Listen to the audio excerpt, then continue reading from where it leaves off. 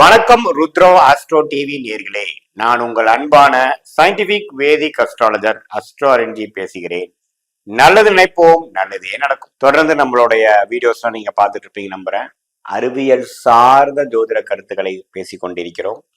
எந்த விதத்திலும் மிகைப்படுத்தாமல் உள்ளது உள்ளவாறு பரிகாரங்கள், ராகுகேது தோஷம், செவ்வாய் தோஷம், இந்த மூல நட்சத்திரம் இன்னாருக்கு ஆகாது, ஆயில நட்சத்திரம் இதுக்கு ஆகாது, இது மாதிரி ஒரு மூட நம்பிக்கையில எல்லாம் போகாமல் ஒரு ஜாதகம் எப்படி வேலை செய்யுது, அந்த ஜாதகத்தில் கூட கிரகத்தின் அமைப்புகள் என்ன, அது என்ன குறிக்குது, கர்மபலன் எப்படி ஜாதகத்தில் இருக்கக்கூடிய நீங்க பிறக்கக்கூடிய அந்த ஜாதகத்துல ஒரு இருக்கக்கூடிய கிரகத்தின் அமைப்புல ஸ்தானபலம், திக்பலம், திருப்பலம் போன்ற அந்த பலன்களை எப்படி அடங்கி இருக்கிறது உங்க கர்மா என்பதை துல்லியமாக எதையும் மிகைப்படுத்தாமல் பார்த்து கொண்டிருக்கிறோம் நம்மளுடைய வீடியோல.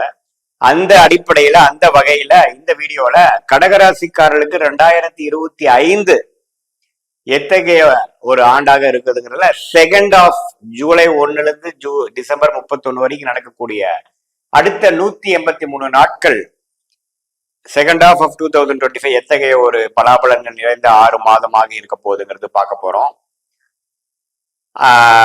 அதுக்கு முன்னாடி சேனல் ஃபர்ஸ்ட் டைம் வரவங்க மறக்காம சப்ஸ்கிரைப் பண்ணுங்க. தொடர்ந்து நம்மளுடைய வீடியோஸ் எல்லாம் உங்களை அடையும்.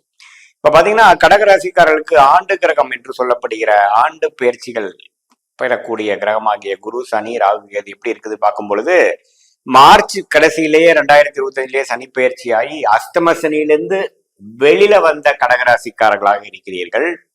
அதே சமயத்துல குரு 12ஆம் இடத்துல இருந்து ஜூலை மாதம் பிறக்கிறது. அதே சமயத்துல ராகு 8ஆம் இடத்திலும், கேது 2ஆம் இடத்திலும், ராகு 8ஆம் இடத்தில் இருந்தாலும் குரு பார்வை பெற்று அந்த அமைப்புல தான் ஜூலை மாதம் செகண்ட் ஆஃப் 2025 பிறக்குதுங்கிறது நம்ம தெரிஞ்சுக்கணும். சோ 7.5 நாட்டு சனியில எல்லாம் பாதிப்பு இல்லாமல் அஷ்டம சனியில பாதிப்பு அதிகமாக அடைந்த கடகராசிக்காரர்கள் 9ஆம் பாவத்துல இருக்கக்கூடிய பாகிஸ்தானத்துல இருக்கக்கூடிய சனி பாத்தீங்கன்னா பழைய பிரச்சனைகள்லாம் இல்லாம கொஞ்சம் விடுபட்டு ஒரு பிரச்சனையா விடுபட்டு வந்து கொண்டிருக்கிறீர்கள்ங்கிறதான் உண்மை. பிரச்சனைகள்லாம் கொஞ்சம் மீண்டு மீண்டு வந்து கொண்டிருக்கிறீர்கள்ங்கிறது தான் உண்மை.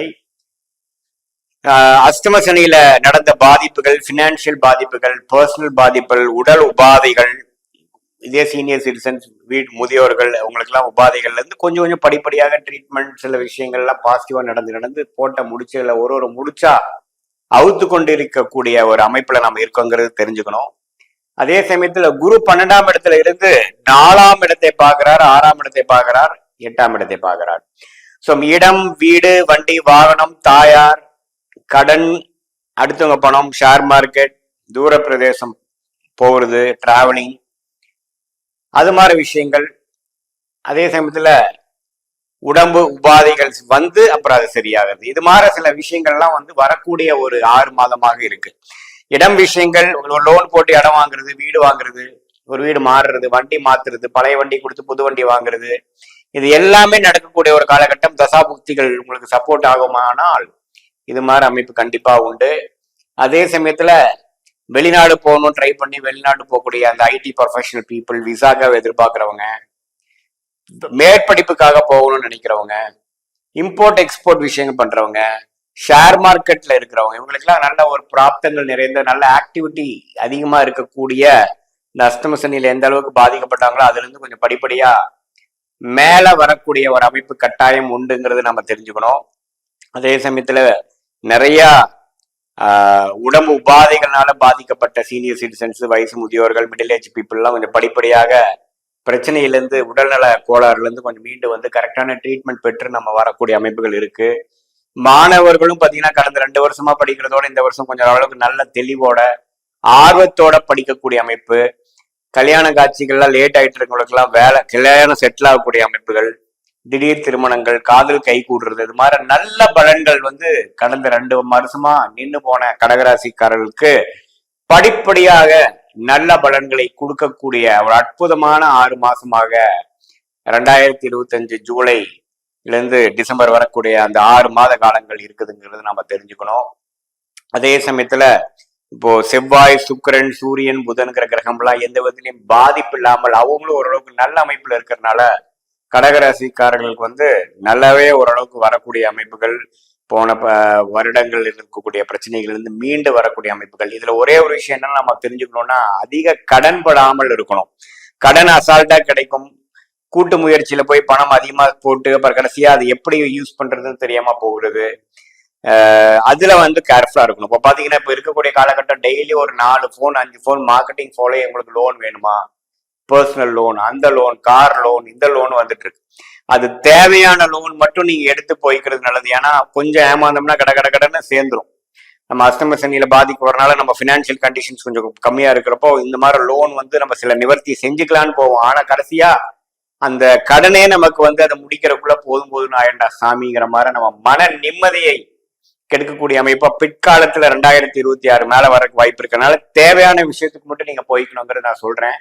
அதே சமயத்துல நிறைய சுப விரயங்கள், செலவுகள், வீண் செலவுகள்லாம் வரக்கூடிய அமைப்புகள் உண்டு. ஸோ அதுவும் நீங்க கொஞ்சம் கண்ட்ரோலா பாத்துக்கணும். ஆமா.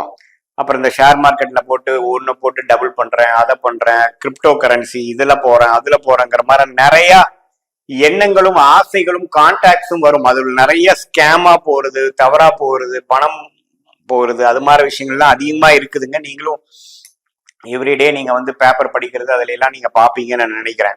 அதனால கொஞ்சம் கேர்ஃபுல்லாக இருந்து ரொம்ப ஓரளவுக்கு தேவையான விஷயம் மட்டும் நீங்க டிசிப்ளினா இருந்துதான் நீங்க வரணும். அதுதான் கடகராசிக்காரங்க என்னதான் அஷ்டம சனி முடிந்தாலும் இந்த மாதிரி விஷயத்துல நீங்க கொஞ்சம் கேர்ஃபுல்லா இருக்கணுங்கிறது பணியன்புடன் கேட்டுக்கொள்கிறேன். ஏன்னா 12ஆம் இடத்து குரு 6ஆம் இடத்தை பார்த்து எப்பவுமே உங்களுக்கு கடன் அந்த இக்கட்டான ஒரு சூழ்நிலை கொடுக்க வைப்பார். அது ஓரளவுக்கு நமக்கு தசாபுக்திகள் சிறப்பா போகும் பொழுது நம்ம சமாளிச்சுக்கலாம். இதே தசாபுக்திகள் கொஞ்சம் ராங்கா போகும் பொழுது நமக்கு அது சுப கடனாக இல்லாமல் அசுப கடனாக வந்துடும். அதே மாதிரி நோயெல்லாம் கொஞ்சம் யாருக்கும் ஒரு ரிஸ்க் இருக்கு, ஒரு டயபெட்டிஸ் பிரச்சனை இருக்கு, ஒரு பிபி பிரச்சனை இருக்கு, ஒரு தைராய்டு பிரச்சனை இருக்கு, சில விஷயங்கள் சரியில்லைன்னா உடனடியா அது என்னன்னு போய் பார்க்கணும். இல்லைன்னா அந்த நோய்த்தன்மை வளர வாய்ப்பு இருக்குதுங்கிறத நீங்க தெரிஞ்சுக்கணும். ஏன்னா 6ஆம் இடம் பார்க்கும் பொழுது இந்த நோய்த்தன்மையை வளர்த்து விடுவார். அதே மாதிரி புதிய உறவுகள்லையும் திடீர்னு ஒரு முதல் நல்ல ஓரளவுக்கு ஒத்து போற உறவுகள் திடீர்னு கொஞ்சம் பிரச்சனைகள் வர்றது, வம்பு வழக்குகள் வருது, பகை வளர்றது, அது மாதிரி சில விஷயங்களும் உண்டு. ஸோ இதெல்லாம் கொஞ்சம் கேர்ஃபுல்லா இருக்கணும். மற்றபடி எல்லா கிரகங்களும் ஓரளவுக்கு நல்லா இருக்கிறதுனால என்னதான் அஷ்டம சனி தாக்கத்தில் இருக்கிற அளவுக்கு நம்ம தப்பு இல்லாமல் ஒரு பிரச்சனைகளும் மீண்டு வரக்கூடிய அமைப்புகள் கட்டாயம் எல்லா வயதினருக்கும் உண்டு. இது ஒரு பொதுவான ஒரு கடகராசிக்காரர்களுக்கு கிரக அமைப்புகள் பொறுத்து ஒரு பொதுவான ஒரு பலனை தவிர உங்களுடைய ஜென்ம ஜாதகத்துல எந்த மாதிரி லக்னத்துல பிறந்திருக்கீங்க, உங்க லக்னாதிபதி எப்படி இருக்கிறார், என்ன தசை நடக்குது, தசநாதன் எப்படி இருக்கிறார், அது இந்த கோச்சாரத்துல ஒருங்கிணைத்து பார்க்கும் பொழுது எந்த அளவுக்கு நம்ம தெளிவா பார்த்து அடுத்த வரக்கூடிய ஒரு 6 மாசம் எப்படி இருக்க போகுது, அதுக்கு அடுத்த வரக்கூடிய ஒரு வருடம் எப்படி இருக்க போகுதுங்கிறதெல்லாம் துல்லியமாக சயின்டிபிக் வேதிக் அஸ்ட்ராலஜி முறையில நம்ம பார்த்து பலன் எடுக்க முடியுங்கிறத நான் அன்போட கேட்டுக்கொள்கிறேன். மீண்டும் மற்றொரு காணொலியில் சந்திப்போம். நன்றி, வணக்கம்.